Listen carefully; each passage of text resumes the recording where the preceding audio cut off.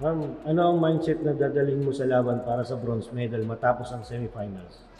Siyempre kagaya lang lagi ng mindset ng Creamline, maglalaro kami para sa isa't isa and always lalagay namin yung puso namin sa paglalaro.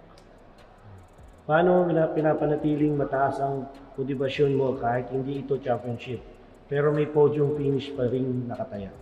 Siyempre, a medal is still a medal, di ba? Kahit na hindi kami naglaro sa finals, masaya pa din kami na nakarating kami hanggang dulo kahit battle for third.